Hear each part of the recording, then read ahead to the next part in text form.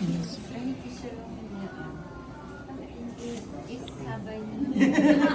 Tsaka syempre, Leo, can you please sure? Thank you. Sige. Ilang table?